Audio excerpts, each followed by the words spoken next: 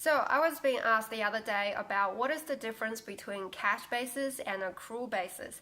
And some of the entrepreneurs don't even know that there are actually two methods of reporting your finances.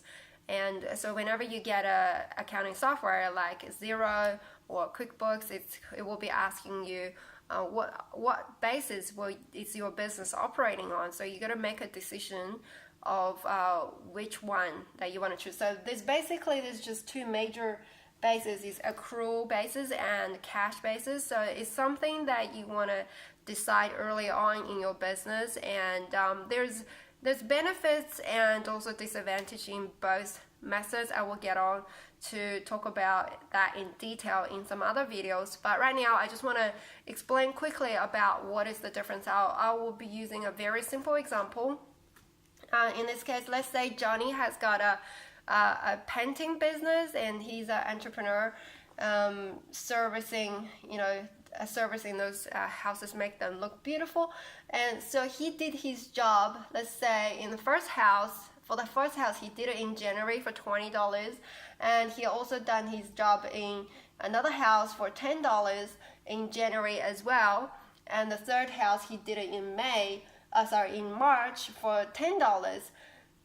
So the accrual basis is just basically you record your income and expenditures in the month that they incur.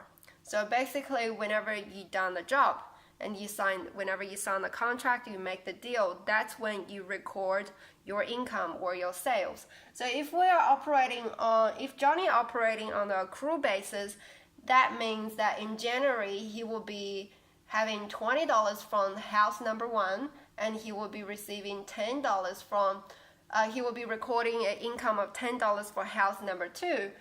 And for February, he had done 0 jobs, so that would be $0. And in March, he's done $10. So that means his recording of revenue is $30 for January, $0 for February, and $10 for March. Now let's have a look at the cash basis. Cash basis just basically means that whenever your income has come into your bank account, or whenever your expenditures has come out of your bank account. So let's say that for the job that he has done in January, he received it in January for $20, and for the job that he did for the second house he did in January, he received it in February because the customer want to have a 30 days credit account. And the last house that he did for $10, he received it in April. So when we use the cash basis, that's the way we're recording it is January he will be having $20, and then February he will be having $10, and March he will have $0 because he didn't receive any, and April he will be having $10.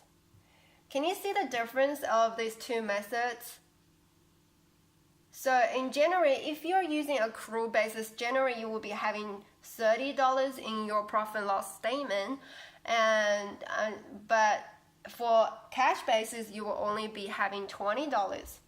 And for February is accrual basis will show an income of $0, and cash basis income of $10. And for March, your accrual basis is $10, and your cash basis is $0. And for April, your accrual method is $0, and cash method is $10.